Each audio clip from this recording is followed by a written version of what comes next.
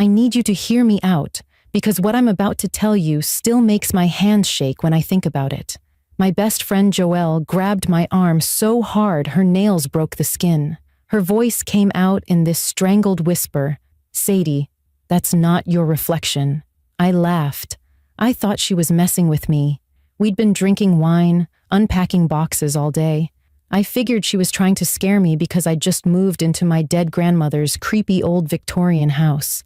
Then I looked at the mirror. My reflection was smiling, a big, wide, unnatural smile that stretched too far across my face. But my mouth was closed. I wasn't smiling at all. Before we go any further, drop a comment telling me where you're watching from and hit that subscribe button, because this story only gets stranger from here.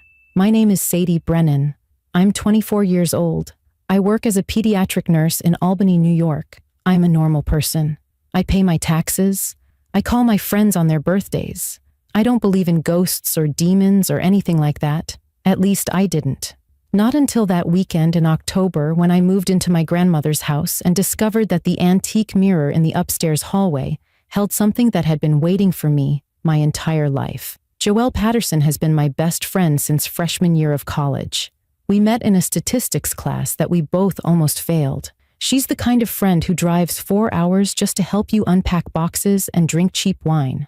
She's practical. She's logical. She doesn't scare easily. So when I saw the terror on her face that night, when I watched the color drain from her cheeks as she stared at my reflection, I knew something was very, very wrong.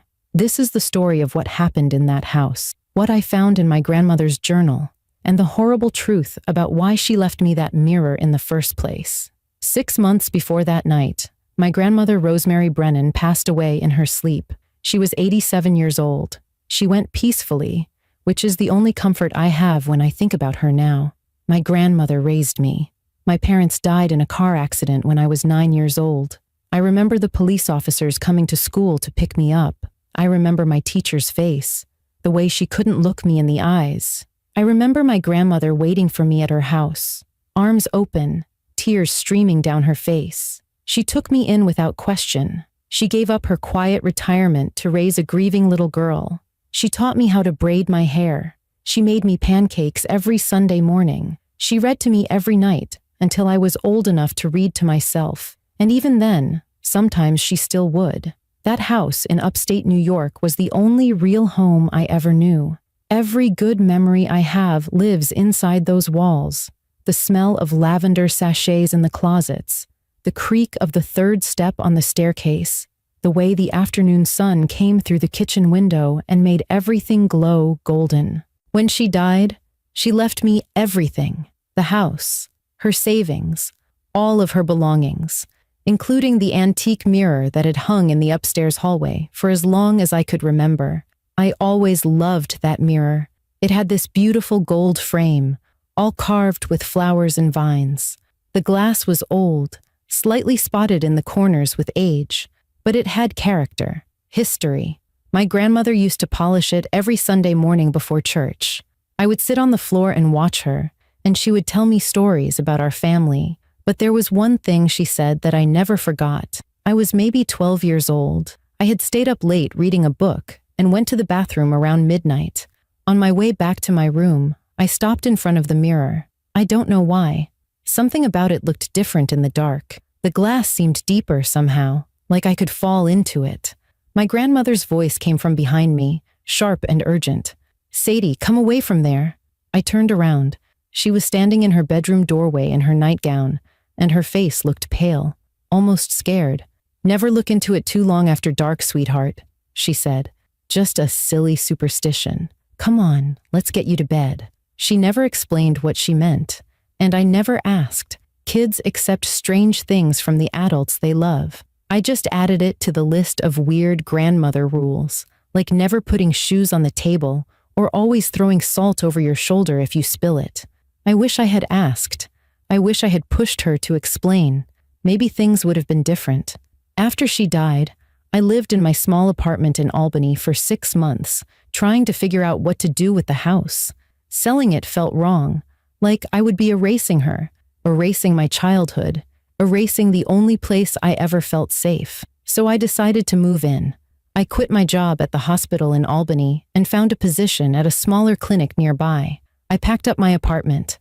I called Joelle and asked if she wanted to spend the weekend helping me unpack. Road trip to a creepy old Victorian house? She said. I'll bring the wine.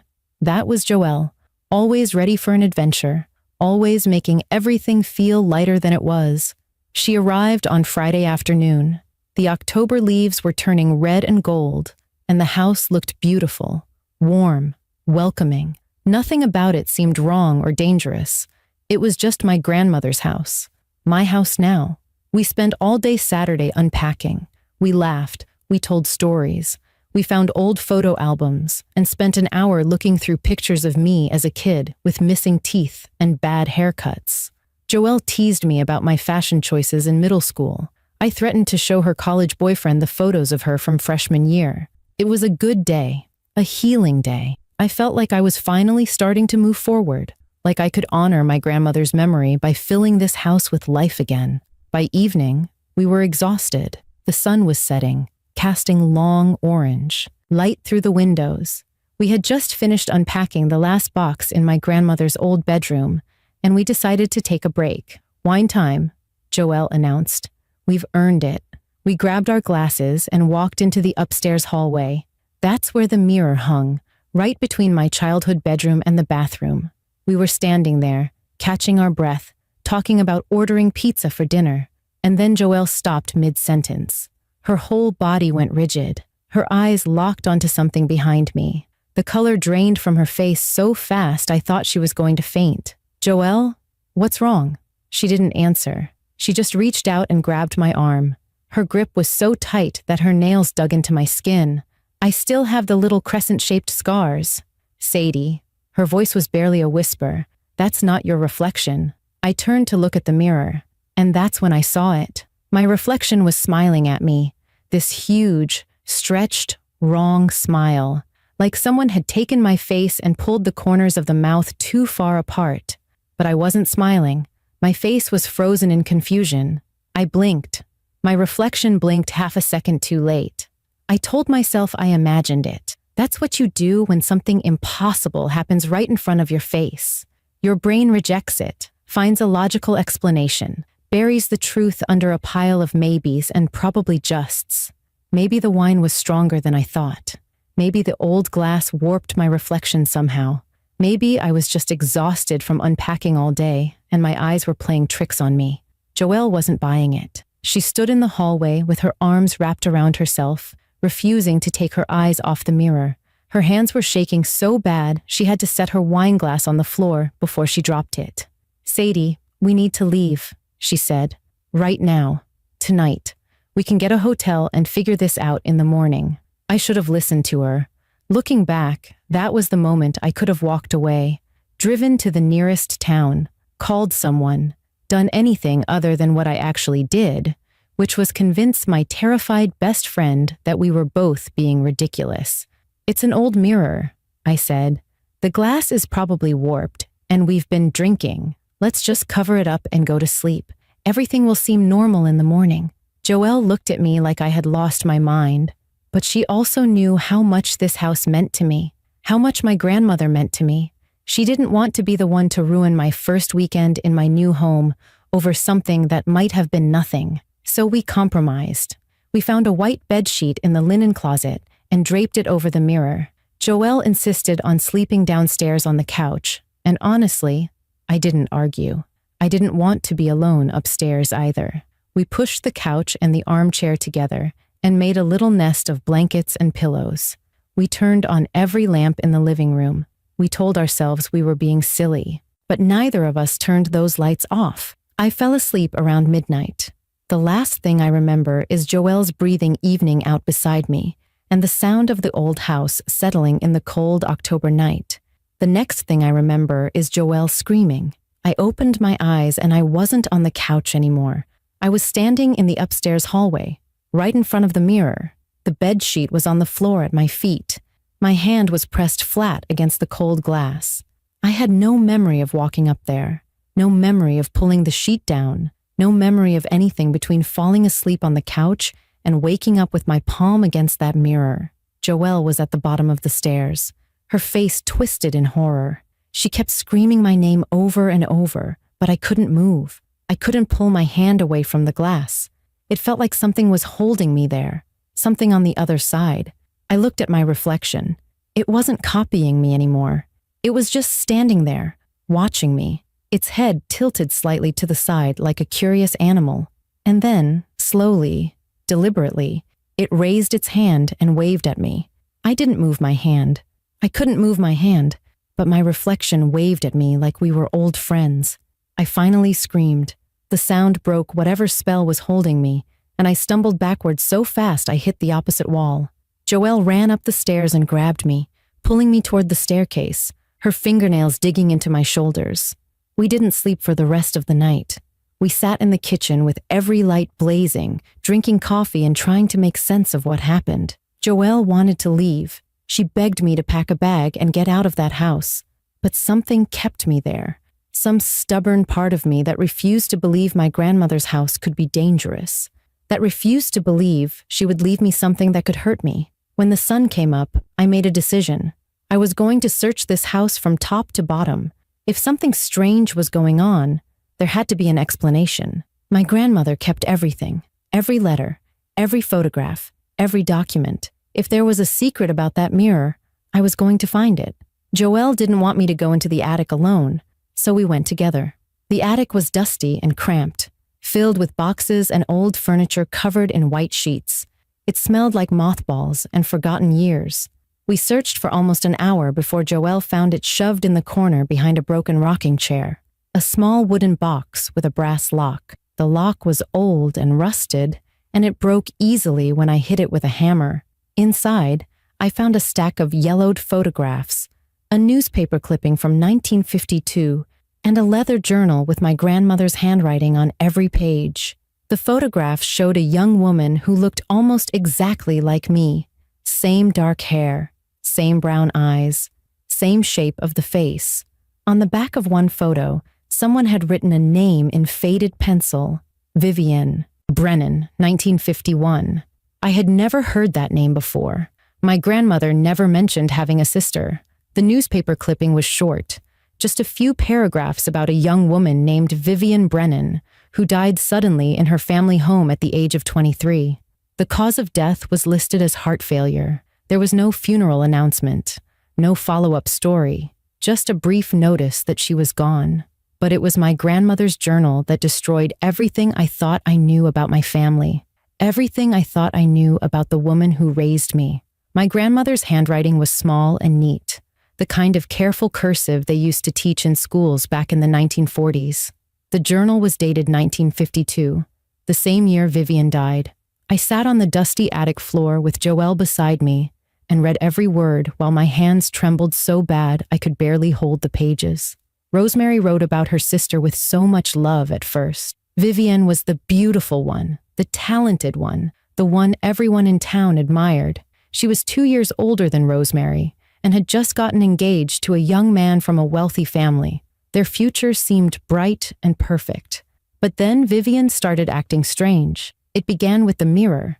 Vivienne became obsessed with it. She would stand in front of it for hours, talking to her reflection like it was a separate person. She told Rosemary that she could see another version of herself inside the glass, a better version, a version that understood her in ways nobody else could. Rosemary thought her sister was having a nervous breakdown. She begged their parents to call a doctor. But this was 1952, and people didn't talk about mental illness the way we do now.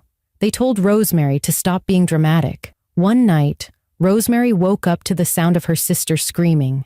She ran to the upstairs hallway and found Vivienne collapsed in front of the mirror. Her body was still. Her eyes were open and empty. And according to what my grandmother wrote in her journal, Vivienne's reflection was still moving inside the glass, still smiling, still waving, even though Vivienne herself was dead on the floor. Their parents found a doctor who agreed to write heart failure on the death certificate. The family buried Vivienne quietly and never spoke about what really happened. Everyone was told that she died peacefully in her sleep. The mirror stayed in the hallway because their mother refused to get rid of it. She said it had been in the family for 4 generations, and throwing it away would be disrespectful to their ancestors. But that wasn't the worst part. The worst part came later in the journal, in entries my grandmother wrote years afterward, pages where her handwriting became shaky and desperate, pages where she confessed what she had done. Rosemary was 20 years old when she got sick, some kind of wasting illness that the doctors couldn't explain. She was dying slowly, painfully, and there was nothing anyone could do. One night, alone in the house, she stood in front of the mirror and begged for help. She said she would give anything to live, anything at all. Something answered her, something inside the mirror. It told her that it could save her life, but it needed a promise in return. It needed someone else, someone from the family bloodline, someone who looked like Vivian. Rosemary was so scared of dying that she agreed. She made a deal with whatever lived inside that glass, and her illness disappeared within a week. She spent the next 50 years regretting it. The journal was filled with her attempts to break the bargain. Prayers, rituals, consultations with priests and psychics, and anyone who would listen. Nothing worked. The entity in the mirror was patient. It told her it would wait. It had waited for centuries before. It could wait a little longer for the right person to come along.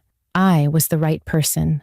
I looked like Vivian. I was the same age Vivian was when she died, and my grandmother had raised me in this house, near this mirror, preparing me for something I never knew was coming. I dropped the journal on the floor. I couldn't breathe.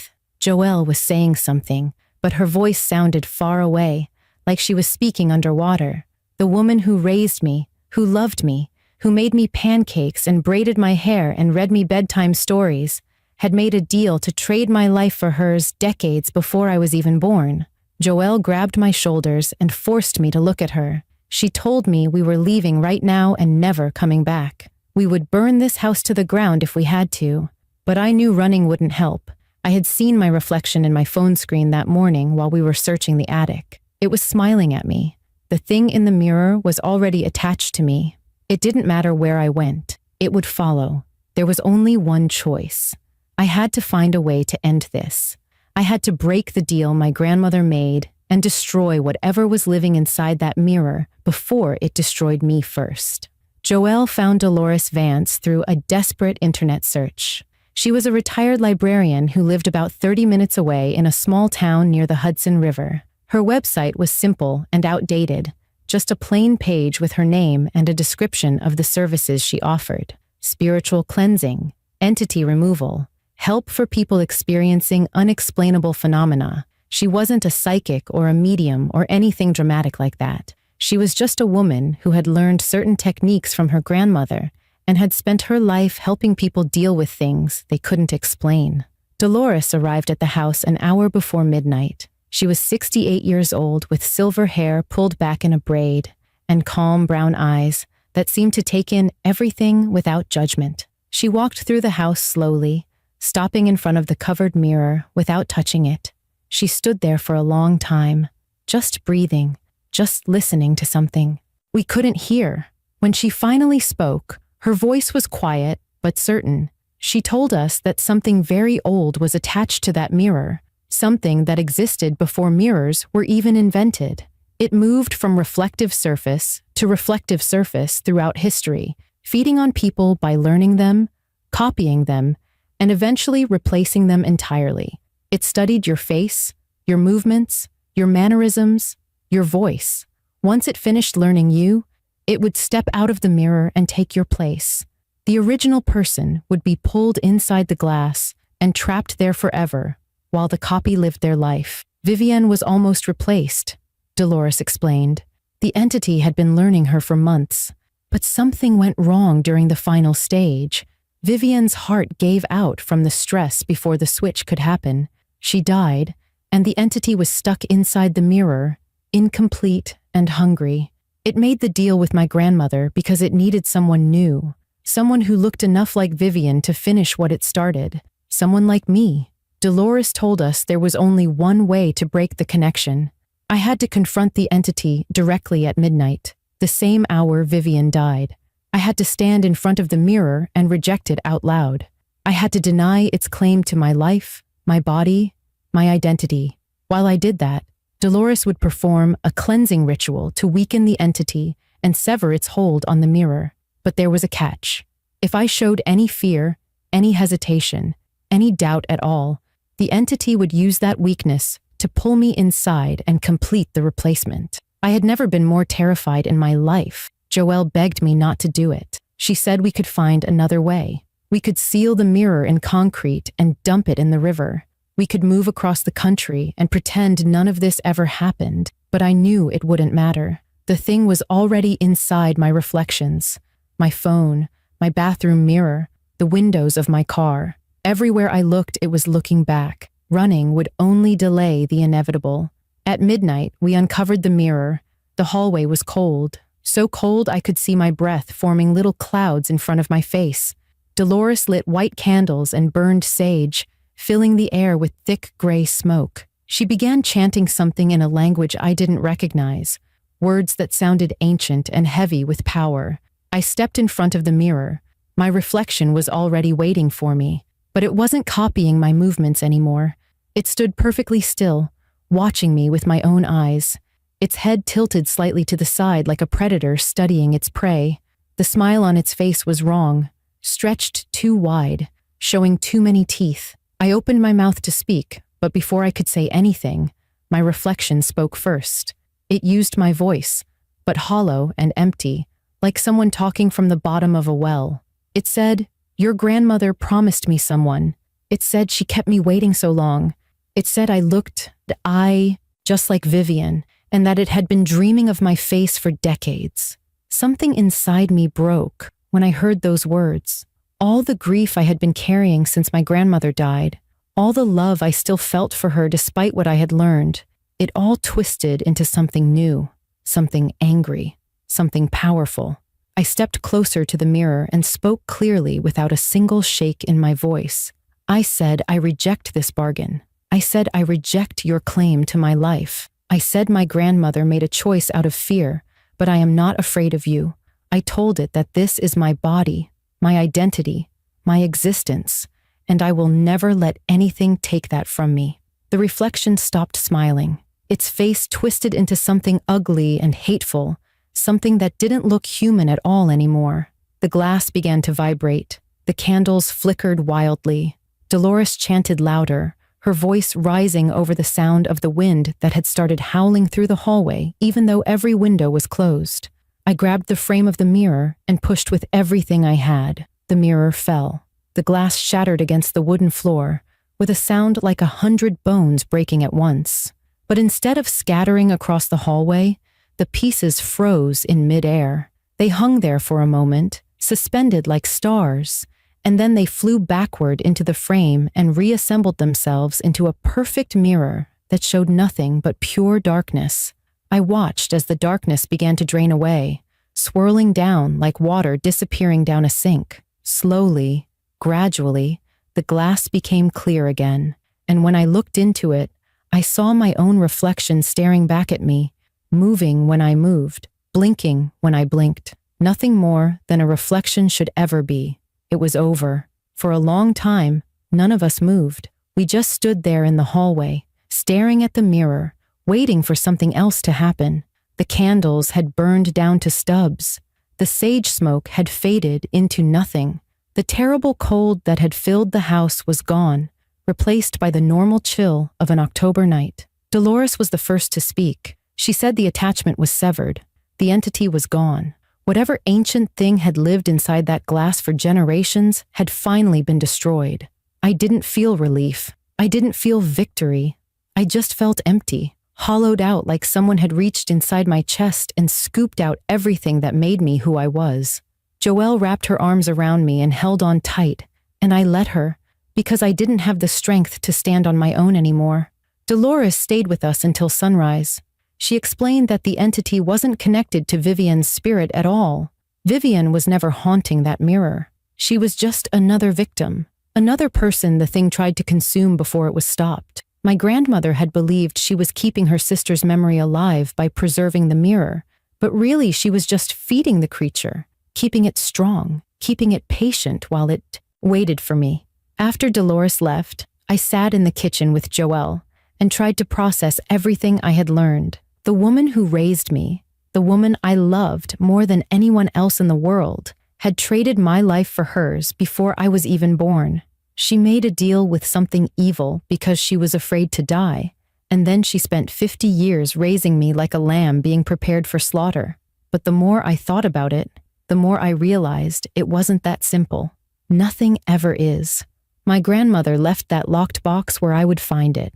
She wrote everything down in her journal, every detail, every piece of information I needed to understand what was happening and how to stop it. She could have destroyed those documents. She could have let me walk into that mirror blind and unprepared, but she didn't. She left me a warning. She left me a weapon. Maybe it was her way of trying to save me after all those years of guilt. Maybe it was the only apology she knew how to give. I will never know for certain what was in her heart. I will never be able to ask her why she made the choices she made, or whether she regretted them in the end. All I have are her words on those yellowed pages, and the memory of the woman who braided my hair and made me pancakes, and told me she loved me every single day of my childhood. I have to believe that love was real. I have to believe that people can carry darkness inside them and still be capable of genuine love. Because if I don't believe that, then everything good about my life becomes a lie, and I refuse to let that be true. I kept the house. It felt wrong to leave after everything that happened. This place is still my home. It still holds every good memory I have. The evil that lived here is gone now, and what remains is just wood and stone, and the echo of the people who lived here before me. I planted a rose bush in the backyard and buried the pieces of the mirror beneath it, wrapped in salt and sealed with prayers that Dolores taught me. The roses bloomed bright red the following spring, and I choose to believe that means something. I choose to believe it means the darkness is finally at rest. Joelle still comes to visit, though she refuses to stay overnight. She says she supports my healing journey but draws the line at sleeping in a house where she once watched my reflection wave at me. I don't blame her. Some experiences leave marks that never fully fade, but she calls me every Sunday morning, right around the time my grandmother used to make pancakes, and we talk for hours about nothing and everything. That friendship saved my life in more ways than one. I hung a painting where the mirror used to be, a simple landscape of rolling hills and a setting sun, something peaceful, something that doesn't reflect anything back. Sometimes I catch myself glancing at that spot on the wall, expecting to see my own face staring back at me. But there's nothing there, just colors on canvas, just art, just peace. I learned something important that weekend in October. I learned that the people who love us can still carry secrets that would destroy us if we knew. I learned that fear can make good people do terrible things. And I learned that sometimes the scariest monsters aren't hiding in mirrors or lurking in the dark. Sometimes they're sitting across from you at the dinner table, smiling, telling you they love you, hiding the truth behind their eyes. But I also learned that we are not bound by the choices of the people who came before us. My grandmother made a deal, but I broke it. She handed me a destiny I never asked for, and I rejected it. We all inherit things from our families: trauma, secrets, debts we never agreed to pay. But we also inherit strength, courage, the ability to look into the darkness and say no, not me, not today. If you have ever looked into a mirror and felt like something was looking back, if you have ever inherited something from your family that felt heavier than it should, I want you to know that you are not alone, and you are not trapped. The deals that other people made do not have to define your life. Thank you for staying with me through this story.